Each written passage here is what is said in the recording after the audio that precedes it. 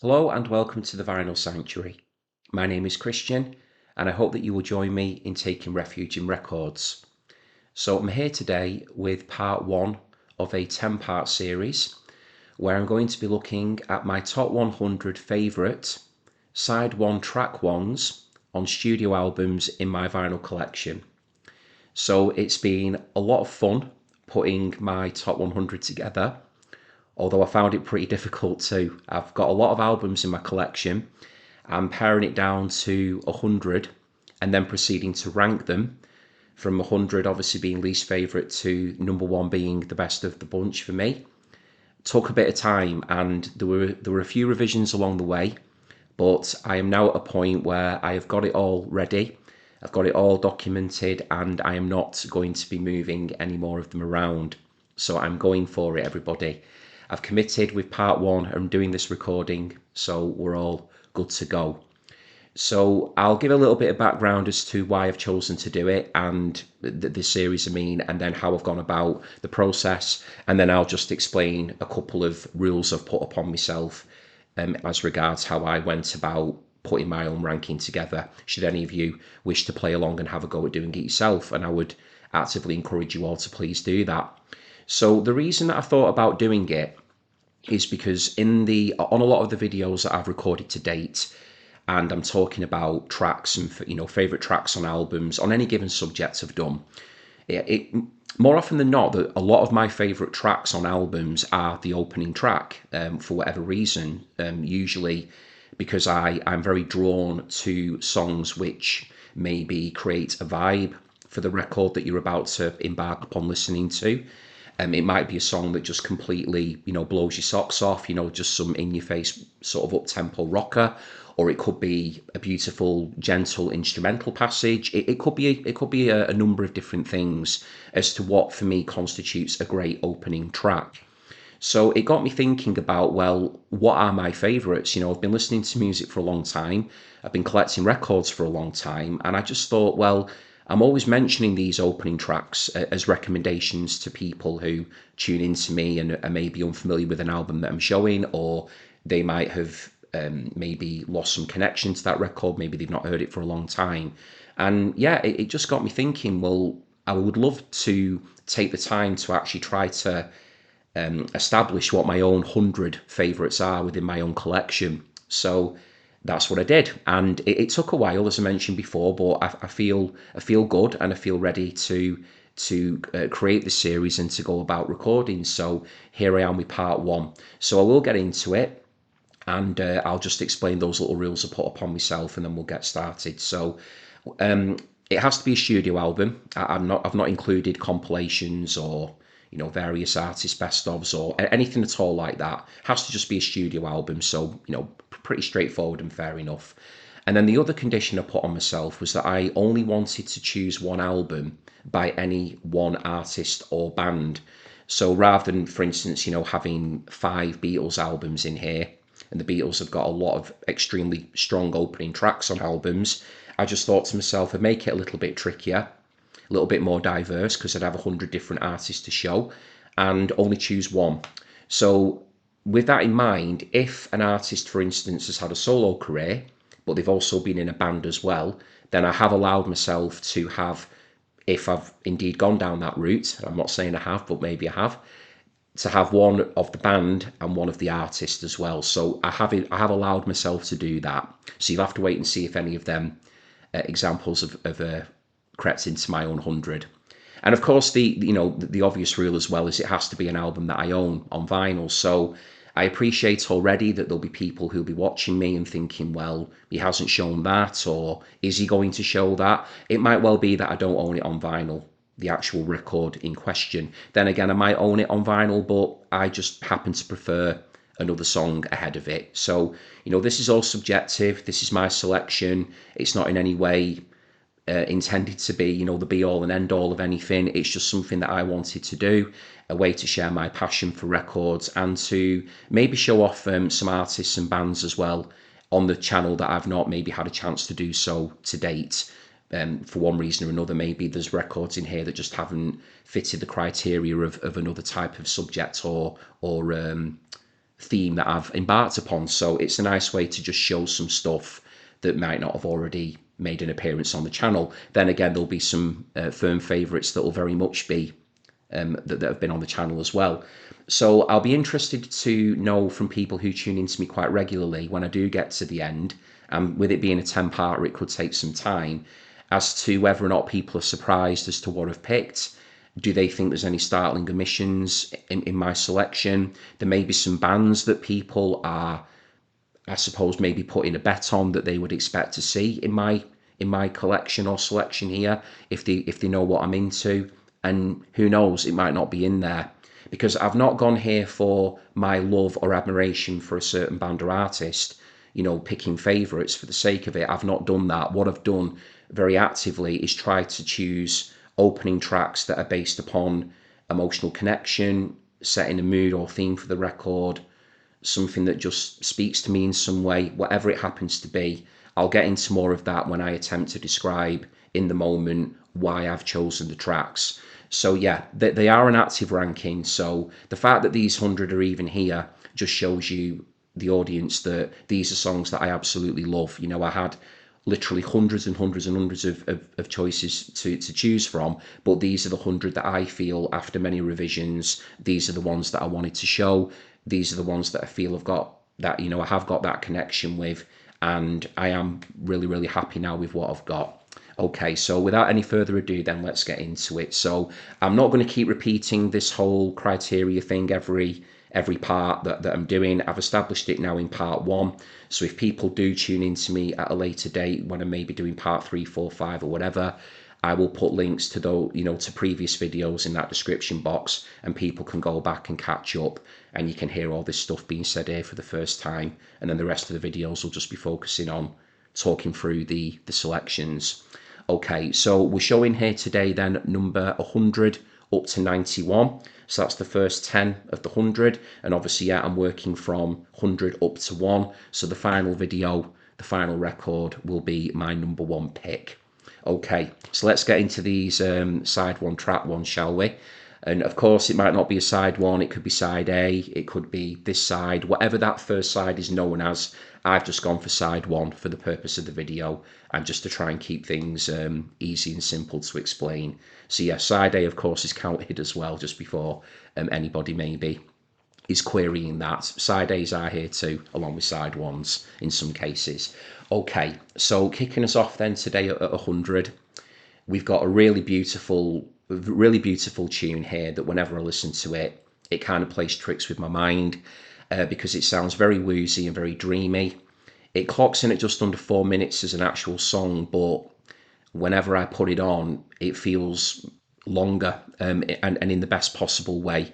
And I think it's just because it's got such this sort of woozy, wavy, gentle, rolling kind of vibe to it. Very, very difficult to kind of encapsulate or articulate in words. But whenever it's playing, I am just so lost in the music itself. Gorgeous opener to a gorgeous album. Sunday music for me.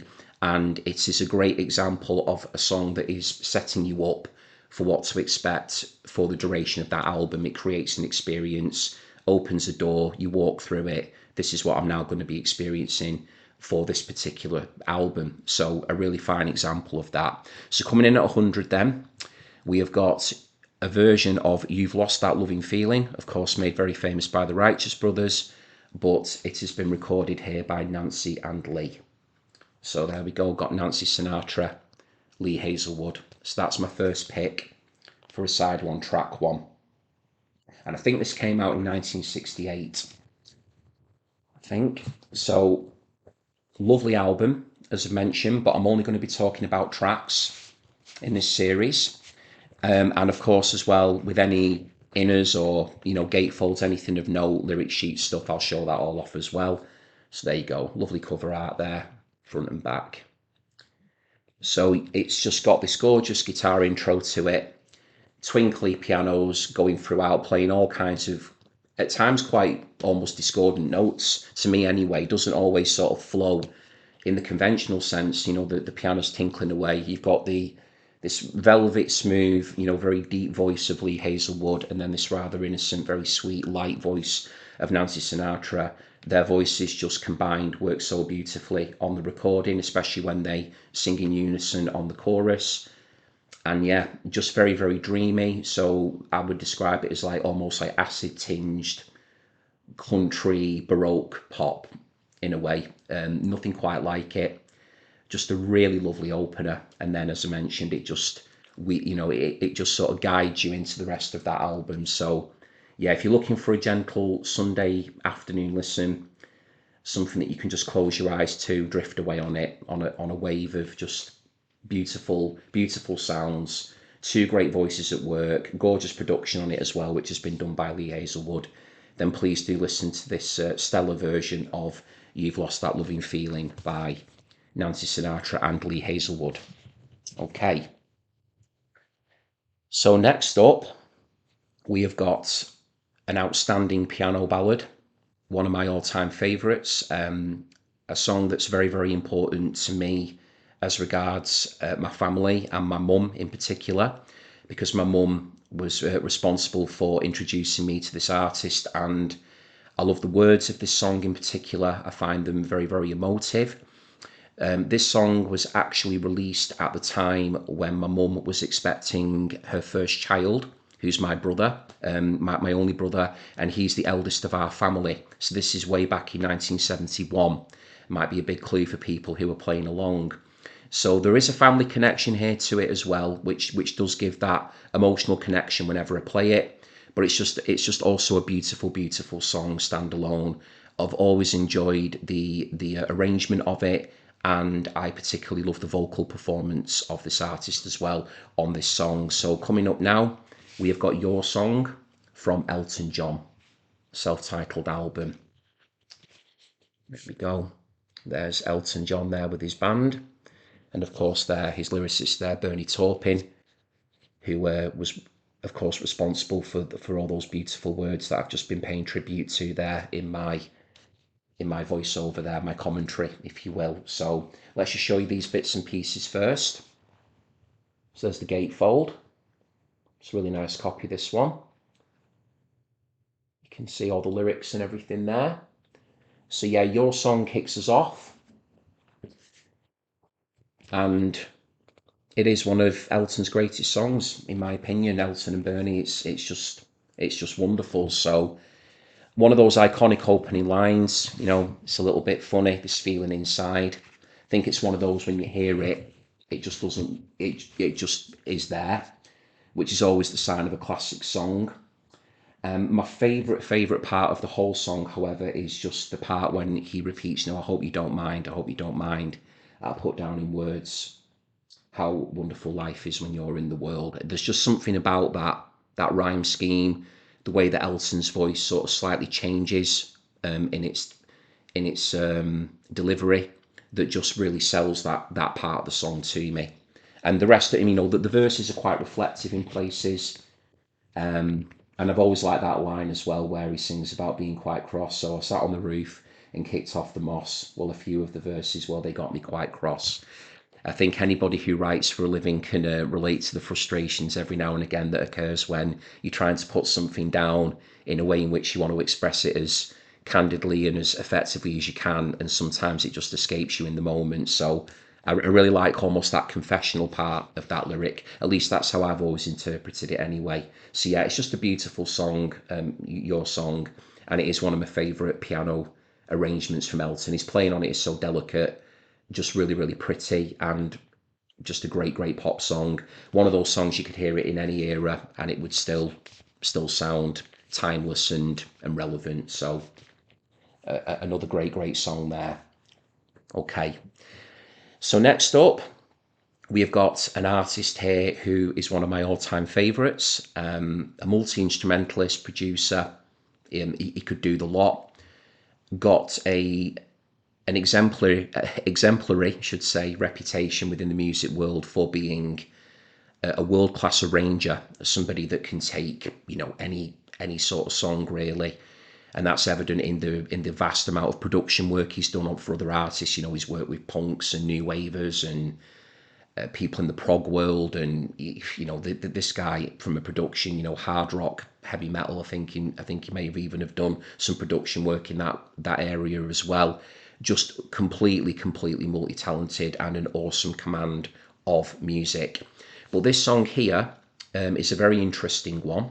So it is a pure pop song that is the opener of a sprawling double album that goes lots of different directions, lots of different musical styles.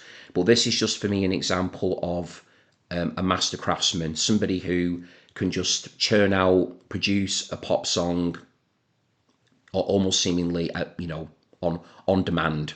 Can do it. Didn't do it for his whole career. Went in lots of other directions, but this is proof that if you wanted that type of thing, I can give it to you. So coming up now at number 98, we have got Todd Rundgren and his masterpiece here. The album is Something Anything, and the first track on the album is called I Saw the Light, for anybody who might not be familiar with the album.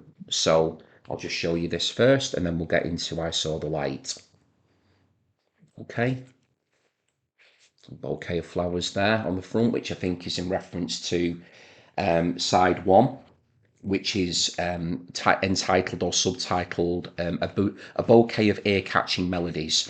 And it is indeed that. Side one is full of ear-catching melodies, with I Saw the Light for me being the prize on that side. So let me just take this out. So as I mentioned, it's a double LP. So this is an original pressing, this one. It came out in 72, this record, and it's absolutely stunning. It really is. Don't think I'm going to fit all this in on here. It's a rather lengthy, look at that. All those lyrics, all those songs, fabulous, but I'm doing my best and I'll turn it round. I've got to be careful with it as well because it's old and it's a bit fragile. So I've got to be delicate here with that. There we go. Don't want to be tearing it up. There we go. So lots of photographs there. Just try and fold it in a little bit for you as well. We can put it all away. There we go. Probably sound like thunder rumbling there on the microphone there when I was folding that. There we go. It's a little bit easy just to show you in that form there as well. But yeah, it's an outstanding album. I would highly recommend it. If you're a person that's into, as I said, music that goes in lots of different directions, then please do give it a try. But I Saw the Light is a song that's a great inner there. Gatefold, look at that. Triumphant Todd there. In my opinion there, looks like he's got, the end of some session there, doing some serious composing there. But yeah, I mean, it's a song that is a homage, I feel, to Carole King. It's very much written in a Carole King style. So this is another piano-led song, actually. It's got a really lovely little rhythm and beat to it. The words are great, very poppy. Quite a conventional sort of plot line, if you will, for a pop song. It's I've realised, I'm in love with you sort of thing. I saw the light, that sort of thing. It's like just quite typical in that sense, but just works very well. It's a person who actually the lyrics they do at some point actually tell a bit of a story that this person may have strayed at some point, or because there's a bit where he sings about, I've ran out before, but I won't do it anymore. Can't you see the light in my eyes? So it's somebody who's seen the error of the ways in some way as well. I really should, or ought to add that in. There is some plot in it in that regard, that it's a person that has seen the light. They realise that this person that they're with, they want to be with them, and they're not going to go back to whatever they were doing before. Maybe taking the love for granted, that type of thing. So yeah, I mean, it's all in a sense formulaic, but very effective. And the composition is just lovely. It's got this really nice little percussive element to it. Very brief little guitar solo in there that's sort of double tracked at one point, which almost makes me think of it as almost like a light sort of Thin Lizzy style guitar solo. Very brief, but very effective. Todd sounds great on it vocally. And yeah, just one of those songs that, again, instant classic. You hear it, you think, yeah, this sort of thing, it's right up my street. Easy listening in that regard. It's been used in quite a lot of films, I think, as well, from memory.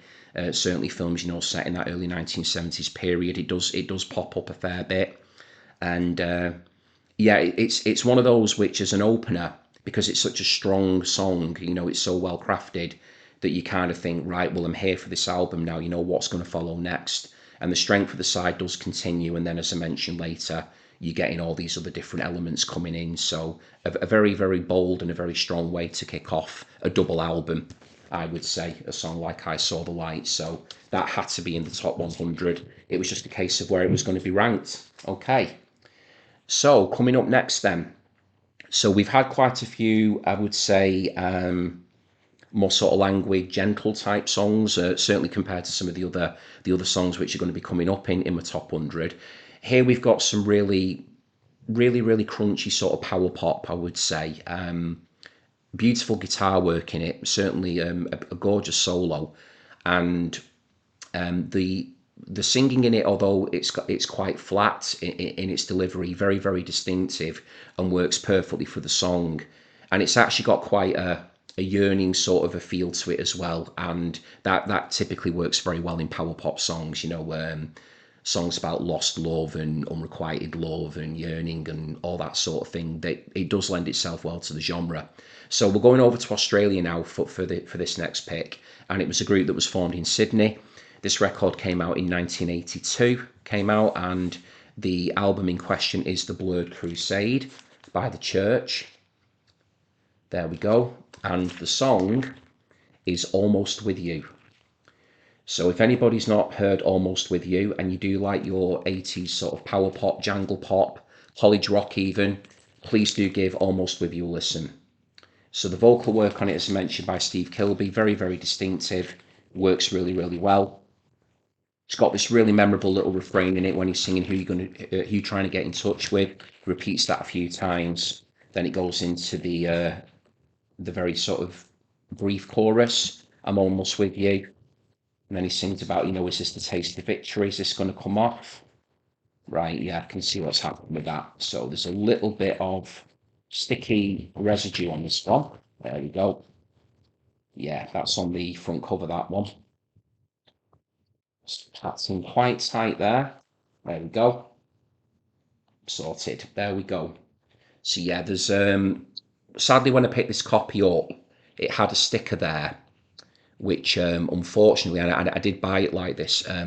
It's got that sort of residue on it, which does make it a little bit sticky.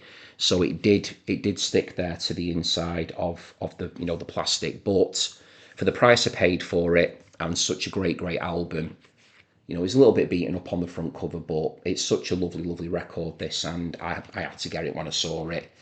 So it's a really, really nice gatefold, this one as well. So let's show you all that first.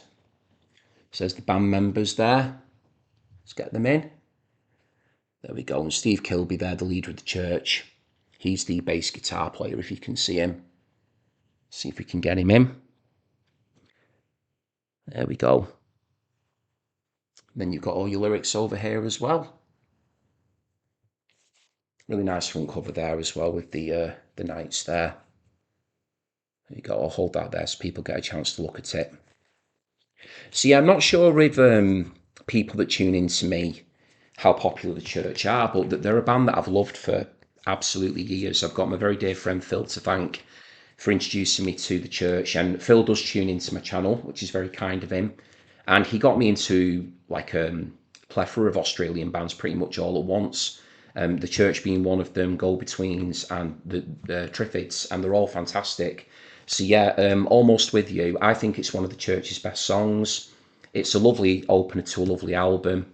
And yeah, the solo in particular, I should mention, it's got this almost like a slightly classical flamenco feel to it. And it really does elevate the quality of the song. But the rest of it is just really good, solid power pop, within the verses and things. And then you've got that sort of, again, quite flat delivery, but just somehow works very, very well for this type of song. So that is my next pick for my top 100, Almost With You by The Church. Okay. So moving on, quite yeah, this has actually worked out quite coincidentally now that I've thought of it in terms of the placing next to each other.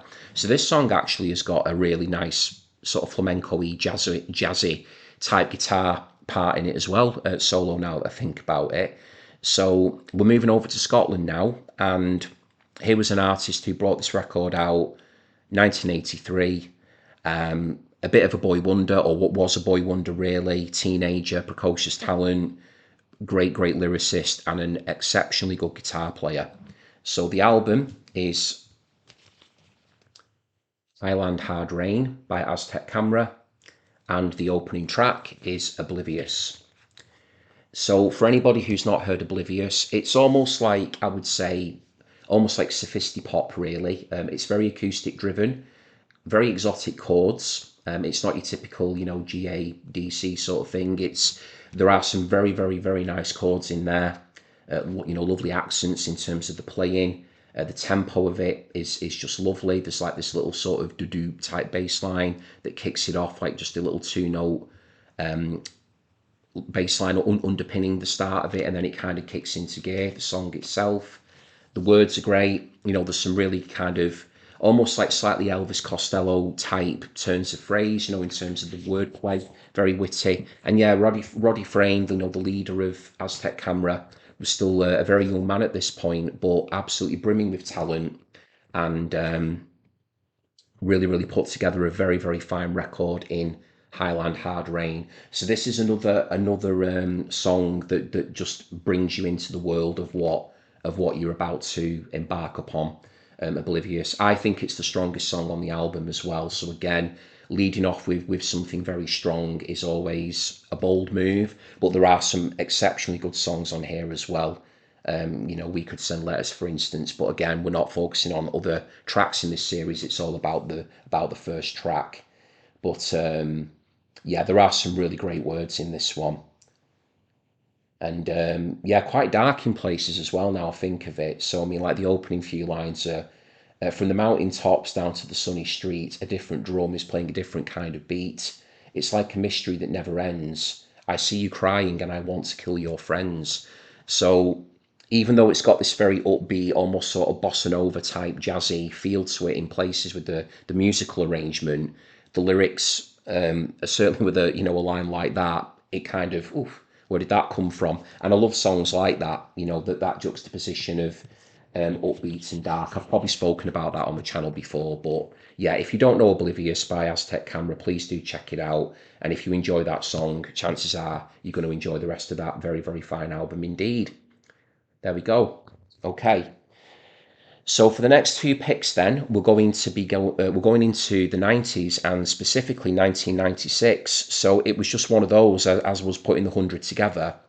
These two did just land with each other, and I think that's probably because at the time when I was 14 years old and discovering them both at the same time. Actually, no, the artist that I've got slightly higher than this one I had heard of a bit sooner because he'd been going a bit longer than this group, but I was all over these two albums back in the day, like could not stop listening to either of them, just totally mesmerised by them. So for opening tracks as well, these are so strong, had to be in my 100. So coming up next then, first of all, so this is the debut album by this group. We have got Beautiful Freak is the album name, and the group is Eels. And there's the back cover, and then that there is Mark E. Everett, known as E. And this is a really, what should I say, in terms of an introduction to his world. Very effective, but also very commercial as well. This record did very well. That cover there with the eyes. This did very well, and I think it's because the musical sort of landscape, if you will, at that time was just very much towards this type of sound, this type of music. The way in which music was being made in 1996, guitars were back. Indie alternative music was in vogue. It was critically being acclaimed, and people were buying it. the population were buying it all over the place, globally, certainly in Europe, the US as well, I'd imagine, everywhere really. This sort of thing was doing well. So it's not like a cult thing or anything. This did have appeal to it, and elevated and basically gave Eels the platform on which they went to have a very, very rich and varied career. So what I love about the opening track of this album, Nova Came for the Soul, is I've always loved the arrangement of it. It sounds fantastic, but it's the lyrics for this one for me. There are some really dark lyrics here, and the way in which he has been able to, and his band have been able to take these words which seemingly wouldn't have commercial appeal really, singing about being a great mistake. I'm going to make sure here that I get those words right, and rather than relying on the old memory, even though I've heard this album loads of times. Yeah, the lyrics in here, I'll have to try and do it from memory, but it talks about, his mother saying that he was a great mistake, that sort of thing. And it's very, very downbeat lyrically. It's quite dour, it's quite depressing. But then when you read into his life, which I won't get into on this video, but my word, it's some life that he's had, and he is just a exceptionally talented singer songwriter. He's got one of those voices that I personally love. It's a very sort of a hush delivery. It has more range though than maybe people would expect or think. I've heard he's singing lots of different types of songs, but on this record he does stay kind of within one lane. Again, a voice that I think for the time period it lent itself well to what he was doing, very similar to the artist I'm going to be showing very shortly. So yeah, Nova Came for the Soul. It's uneasy listening, but it is very, very much a statement of intent for what this record, I feel, wants to achieve, which is to make you question. It's to make you listen as well. The lyrics on this album are really important. I mean, that's arguable. Could say that about any album, but I do feel on this one, you really have to be listening and just taking in these very autobiographical lyrics, I would say. So there's a lot of self-loathing, I would say, in here as well in places, but then throughout the album there's almost like these sort of glimmers of hope, or they're only very slight, but they are there, in places that, no matter how bad things can get, there's always maybe that light to find at the end of the tunnel. So a very, very compelling album, this one, Beautiful Freak, and it is a record that does take me back to my teenage years. So that one had to be in there as well. Okay, so this next record then, this was an artist who'd been established for a good while. That was Eels sort of coming out the block really with that one. Very similar musically, I would say. But these lyrics on this song are almost like pretty much stream of consciousness. I mean, to this day, I still don't have a handle on what's being sang about or what the meaning of the song is. But sometimes words just flow in a way that conventional explanation isn't really required. It's just a case of these words flowing into each other and sounding very, very good, working within the rhythm, the melody, the beat that's being put behind it, and just being delivered in such a compelling and authoritative way that you just can't help but get on board with it. And this one for me is a real banger. So coming up next, also from 1996, we have got Beck, Odelay, and the song is Devil's Haircut. So it kicks off with this absolutely monumental guitar riff, like bow, bow, bow, bow, like just really, four notes and I'm there. Like that riff is just, it sounds huge.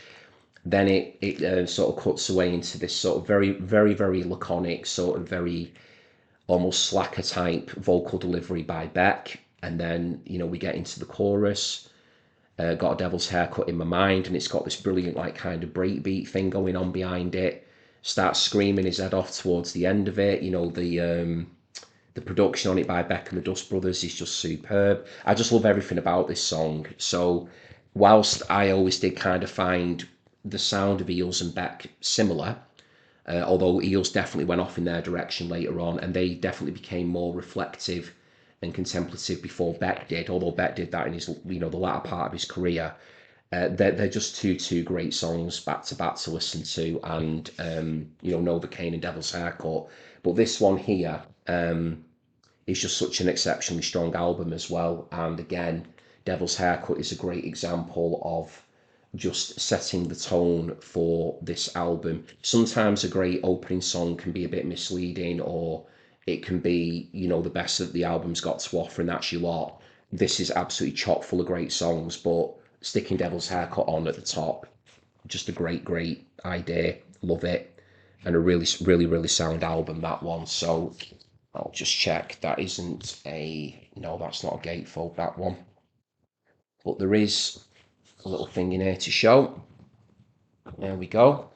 There's just some pictures there. Nice little collage. And then we've just got, some personnel information there. Who did what. That type of thing. There we go.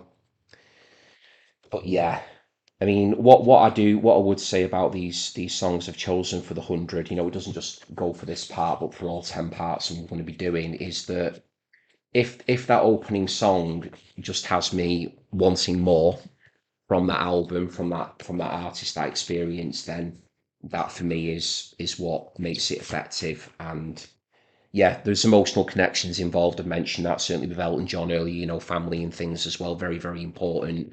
But if it just grips you and captures you, then that for me is what I look for. And I do think that has been the thing that's informed me the most on making these decisions. So if you don't know Devil's Haircut by Beck, I mean, please do check all these songs out I'm referencing today, but that one is a banger. There we go.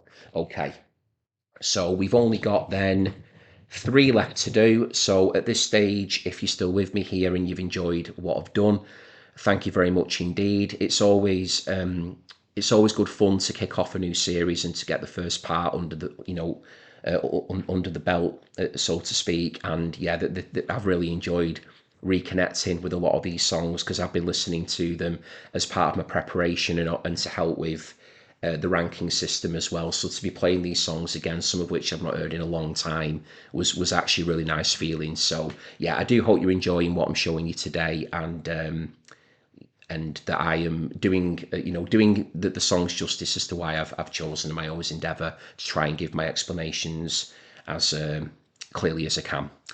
Okay, so coming up now then, we've got an epic here from the early 1970s, I think it was 71. So yeah, got quite a bit of early 70s stuff down here, haven't we, in this part of the ranking. So this one again, kind of in a way, like I mentioned before with Nancy and Lee, that it sort of bends space and time, that song, a little bit. This one for me doesn't quite do that, but whenever it plays, I always feel like it's longer than it actually is, and this comes in at about 5 minutes, but it feels longer, and again in a good way. I think just because of the way that it's arranged. So whenever this one's on, it's just one to get the hairs right, makes the hairs rise up, and it's just got a fantastic powerhouse performance on it by the lead vocalist. So the next song we've got here coming up is Barbara O'Reilly, and the album, of course, is Who's Next by The Who. So Barbara O'Reilly here is my next choice. And at this stage, I know that this is a song that is adored by so many people in the music world, and it could be the case for these others have shown. If you think I've got this way too low, then please do let me know. Let me know in the comments. This is just my opinion. It was extremely difficult ranking these 100, but I've got it in here. It had to be in, but I would completely appreciate it and respect if people, for a lot of people, this may even be like way up towards the top. So that is in me in no way decrying the quality of the song. It's just that decisions had to be made. But this is an awesome song, make no mistake about that. So it's got that really super distinctive synth intro to it, which still floors me even today. Still never heard anything quite like it.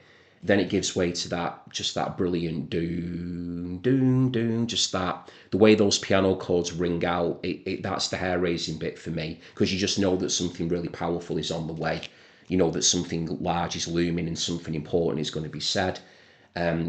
Roger Daltrey's vocals on it, my word, just tremendous. Just sounds so good on it. There's like a real grit in that performance. And then in the middle eight, when Pete Townsend comes in with, you know, the Teenage Wasteland bit, his voice by contrast sounds quite sweet and quite yearning. And then that gives way then to the Teenage Wasteland refrain, which I think was inspired by, I think it was either the Isle of Wight Festival or Woodstock or something like that, where the Who had played, and they just saw like basically rubbish everywhere that had been left across the fields, and you know by the you know the teenage kids who'd gone over there to the festival to watch, and I think that prompted the line for Pete Townsend that it looked like a teenage wasteland. Then they go on to say as well that they're all wasted, which I think was in reference to maybe some of the, should we say, the demeanour of some people in attendance at that festival. Maybe they'd indulged in one or two things there with that. So I think that's reference to that. Then you get that awesome violin outro part as well. I mean, that just plays and plays and could go on forever for me. Love that bit. And then it just kind of comes to this halt. It's a very natural halt, but still, even when it ends, it's like, it's there. It's done its thing. And then off it goes. So an absolutely outstanding song, Barbara O'Reilly, on what is an outstanding album as well. So Barbara O'Reilly by The Who, an epic. Please listen to that one. Fantastic stuff. Okay, so gosh, yeah. So yeah, this one's 1974 now. This one. So another piano led piece here. Song, brilliant concept to it, which I'll get into now. Yeah, these more piano-y type ones seem to be in there, don't they? I mean, clearly I love them because they're in the 100, but maybe my rockier stuff is a little higher. We shall see. So this one here then is, it was the fourth album. Yeah, let me think. Yes, it was the fourth and final album by this group. The lead singer went on to have a hugely successful solo career, and that chap was Eric Carmen. And coming out of Cleveland, Ohio, we have got the legendary power pop band Raspberries, and this this album is called Starting Over. So starting over being in reference to the fact that these two chaps here were new members of the group.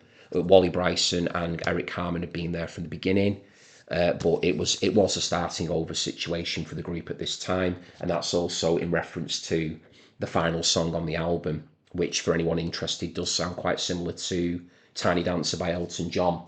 But the song in question that we're talking about here now is the unbelievably great Overnight Sensation hit record, which kicks this album off.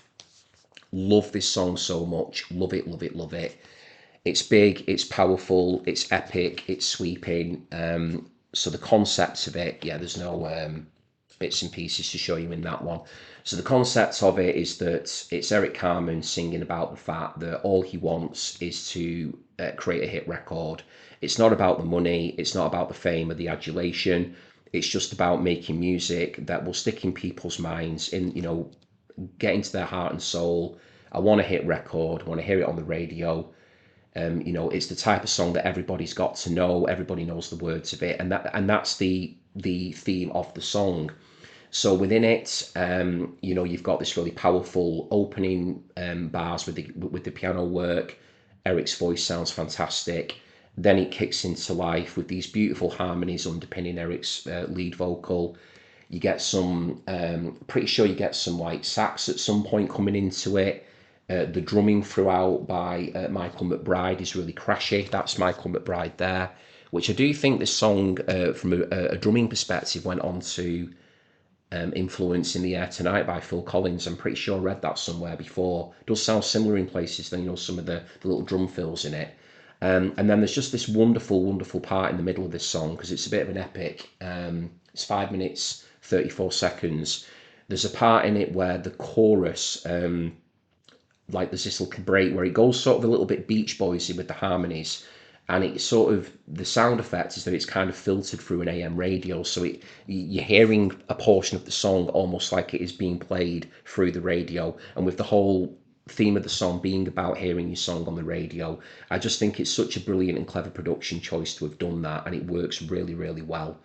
So you get that bit with all the woos and ahs and stuff, and it just sounds really heavenly. And then the song continues again, And then right at the very end, when it comes to its conclusion, you hear the very, very faintest notes of Go All the Way, which was a song that the Raspberries had had out earlier in their career, which was indeed a million selling hit. It was a huge hit, a power pop classic, and just to have that little callback to that earlier hit that they'd had, I just thought again was just a brilliant little idea, clearly making the point of, for them, they wanted to keep writing songs like Go All the Way. I mean, who wouldn't? It's a genius song.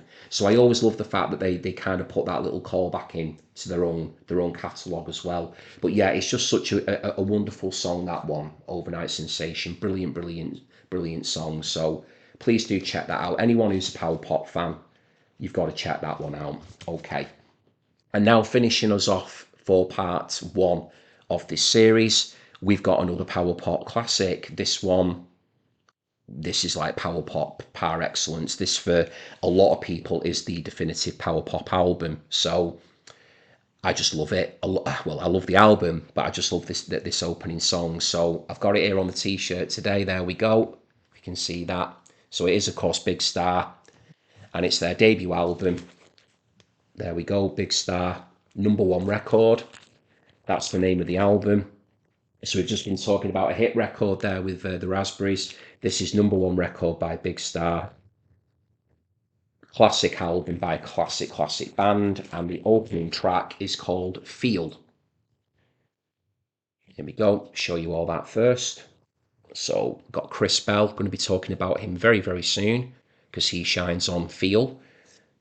That there is The Rolling Shadow. Yeah, that's Andy Hummel there on bass. That's Alex Chilton, vocals and guitar, along with Chris Bell. And then we've got Jody Stevens there on the drums. Okay, let's see what we've got inside here. Yeah, just another plain one on that one. Yeah, it's a repress, this one. Yeah, I definitely do not have an original #1 record. I wish I did, but I would imagine they would. I imagine they go for a pretty penny. But very, very happy to have my reissue here. A very, very well loved and much played album in my collection, that one. So yeah, enjoy it so much. I got it on a t-shirt. There we go. So yeah, Feel. So I'll hold it up, and you've got something to look at, haven't you? So Feel is a song that Chris Bell leads on.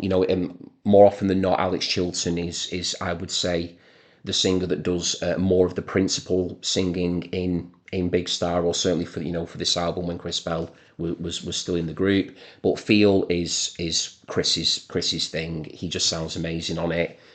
Really sort of like a good screamer. Like, I'd imagine he would have been really good actually singing like hard rock and that type of thing, Chris Bell. I think he's a bit of maybe a little bit underappreciated vocally. I feel like he could holler, he really could. And this is a power pop song, but it's got some real crunch and grit to it.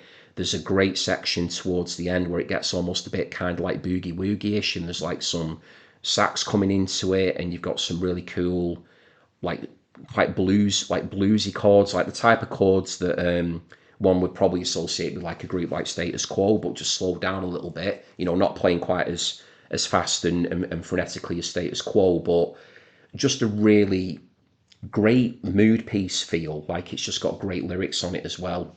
Again, very introspective, quite dark in places, I suppose. I mean, I have to just be honest that a lot of the times I am quite drawn to those types of lyrics, quite melancholy. I'm not going to say I'm not, because that would be a lie, but I do like my optimistic music as well. Please don't worry too much. There will be some of them in there, but I am very drawn to words which maybe tell a story and kind of delve into that introspective space. I'm maybe, quite fascinated, drawn to that. Sophia is another one of those types of songs, really. But yeah, Chris Bell, his life is another story. Very, very sadly, one of the 27 Club as well. I don't really like using that terminology, to be honest, but for ease of understanding and reference, because as soon as anyone says it, people know what it is in relation to. So I don't say that there with any offence or anything. It's just something I've said in the moment to convey that he is very sadly taken from us far too soon. So but a life again with a lot of ups and downs to it, but When I think of Chris Bell, I always try to think of the beautiful, beautiful music that he put into the world. He created amazing music with his band, and he created some amazing music as a solo artist as well. So, Feel for me is one of those songs within the Big Star catalogue that Chris just shows everything that he was capable of doing. There's some great guitar playing in there. All the band are on form, but it's one of those where, yeah, whenever I put it on, I just feel ready for the rest of the album that's going to follow. And my word, if you don't know this record, number one record by Big Star, please do check it out, because it really goes into some beautiful directions from Feel. But it lays down a marker, and it's like, right, you're not going anywhere now until this thing is played through. So that for me is a very, very strong and very fine choice for number 91 of my 100. And so there we are. We're all done, everybody. That's part one recorded and all done and dusted of my top 100 favourite side one, track ones. I'm going to get better at saying that. I'm sure I will at some point. I'll have plenty of practice to do so over the duration of the series. But all that's left to say now, everybody, is thank you very much for tuning in. I really, really appreciate it. I do hope that you enjoyed what I've done here today. And please do let me know in the comments if you feel that this series is something that you'll be interested in. If you're new to my channel, maybe you've just, come across me somehow, and you've liked what I've done today, then I would be very grateful if you could give me a thumbs up. That really does help the channel to grow. And what would be even better still would be if you could please consider subscribing to me and continuing to follow my work. If you do click that subscribe, then please make sure that you click the notification bell, and then that will give you all the necessary alerts as and when I'm going live with new content. But this series here will be keeping me going now for quite some time. So if you want to see how the rest of it unfolds, what's going to be in 90 to 81, then, please do tune in again. Get involved in the comments, everybody, please do. I mean, people who've been tuning into me for a while now know that I do love reading through comments. I endeavour to get back to people as quickly and thoroughly as I can. Let me know what your 100 would be. Is it something that you would even want to tackle doing? Is it something you could do? I didn't think I could, but I've given it a try, and I've nailed my colours to the mast here, haven't I? So I need to stick to it now. But yeah, what would your 100 to 91 be to get you started? Try and rank them, and maybe play along and do it the way I did, where you can only have one song per artist or band. Let's see how you all get on. And yeah, looking forward to catching up with people in the comments, and anybody who is tuning into me that's new, please do say hello. I'd love to have the opportunity to say hello back to you. And until next time, take care, everybody. Thank you for tuning in, and bye for now.